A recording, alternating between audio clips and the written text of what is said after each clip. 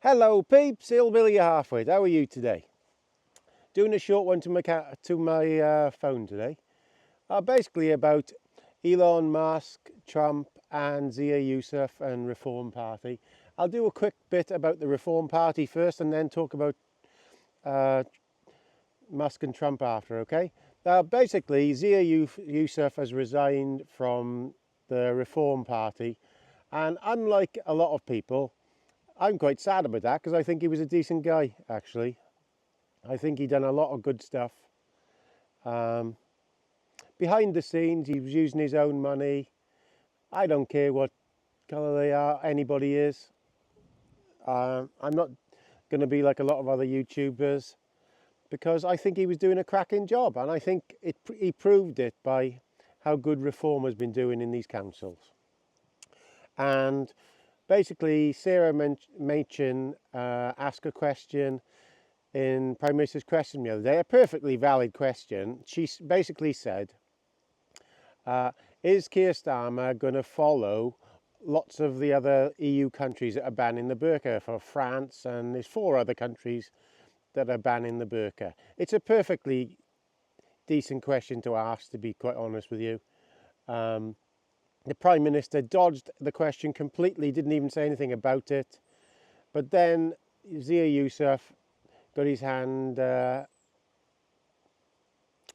he got upset, didn't he?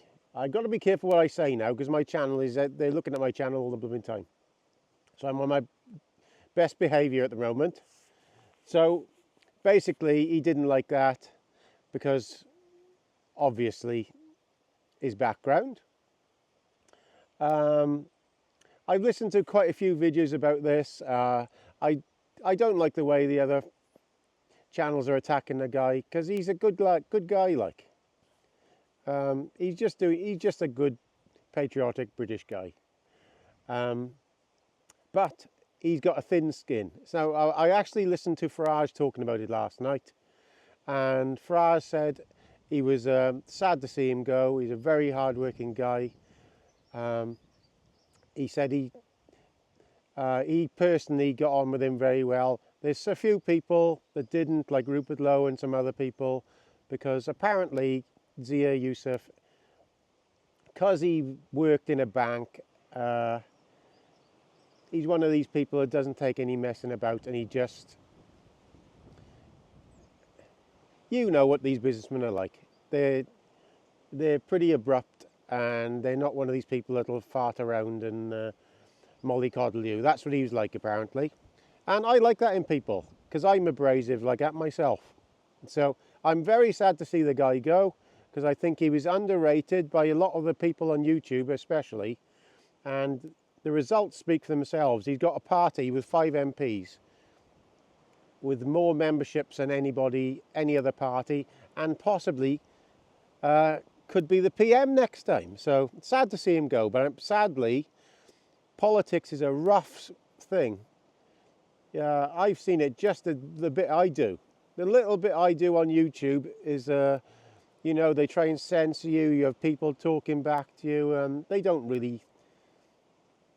The people that are attacking him really have no idea what they're talking about. So I'm sad about that. I gotta say, I think he's a good guy. And like I've said many times before, I ain't no racist. I don't care what colour you are. If you've got the right thoughts about people and you like the UK and you're patriotic, that'll do me. So anyway, there we are. That's that one. So now we're going to talk about Trump, the Trump fallout with Musk. Now, I like them both. I think Musk has done more for free speech around the Western world than anybody ever, and he's really put his company on the line, God, several times, especially now. He has put his whole fortune on the line for free speech. I really like the guy. Do I think he does things wrong? Yes. He's one of these guys, I hope the wind's going to be okay, yeah? He's one of these guys that is so intelligent. You meet him every so often. He's the first guy in my lifetime I've seen like this. He's a bit like Howard Hughes was. They're eccentric billionaires with absolutely magnificent forward-thinking minds. But with that comes problems. So they're really ADHD. When you're so good at one thing, you're bad at another thing, and communicating and things like that. I think that's what he's got a problem with, and you've got to just learn to accept it. The guy, he works 24/7, and the problem with him, he's on his Twitter too much. He needs to. He's a bit like Trump was in his first term. He needs to calm down and not say what he thinks until the day after. We all do it. I've done it myself. I do it myself on Facebook. Somebody says something and then you reply and you think, I shouldn't reply to that. And when you think about an hour later, you think, nah. Or next day you think, yeah, I should just get my gob shut. But that's how we are. That's how humans are. Now, regarding the situation, people might not believe me on this, but I think this is quite a smart thing has happened. Now, maybe some of you lot will disagree with me, but I think this is a planned row. Now, Elon Musk has got into real trouble being aligned with Trump through this dodge and everything.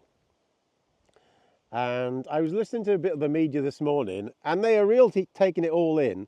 I think it's a planned thing. I think Trump and him have planned this to have a big upset and to get to get Elon back in good favour with everybody. That's what I think it all is, to get him out of the fold. So it's like a manufactured argument. That's what I think. I could be completely wrong, but that's what I think it is, because they mentioned the tapes, the Epstein tapes, but that's all come up before. That was all God, that's been up for 3 or 4 years, all that stuff with Trump on the Epstein list and everything. So I think they're just pushing something in there so more people, because they'll go in, watch how Trump works. He throws a hand grenade into a situation knowing what the result is. He does this all the time. Now I think he's throwing a hand grenade in there about this Epstein business, and then people will start looking at the Epstein stuff and get outraged at the people that are on it, and he'll be squeaky clean. He'll have gone to a couple of flights, but nothing like lots of these other people, Microsoft people and lots of these big bankers. And then that Musk thing, Musk will be in good books then with everybody else, and his business will pick up again. And that's what I think's going on there. Musk is a very, very sharp guy, but I do think he does mess around with his ketamine and things like that. So he's overstimulating himself. I think he needs to keep off his own platform. I don't go on Twitter much. I'm on there, but I rarely go on there. I never speak to anybody on there. I put the odd video up just in case my channel got deleted, and I have a channel on there, but I don't. It's only in case this one got deleted. So people may disagree with me, but that's what I think. Regarding Musk, he's one of these individuals that takes no messing again. I've listened to people who worked for him for years, reckons that even in the middle of a conversation, if you're not interested enough to him, he'll just walk away. Because he's one of these guys he's got a weird forward-thinking mind. And I like people like that. I like people who are abrupt like that. I'm like that myself a bit. What do they call them? You're a bit of a lone wolf. You don't like being in groups. You don't like being in things. You rather think for yourself. That's how I've been all of my life, really. I like relying on myself. I don't like relying on other people. I've always had an ability to notice the bull crapper. Straight away, I can see it. We all know them. You have friends like it, so-called friends, who are like it, and they're great to your face, but they're not behind your back. And I'm one of these people who notices that straight away. And I think Mr. Musk is one of them as well. Uh, he's one of them people. He likes to rely on himself a bit more. He's by the seat of his pants all the time.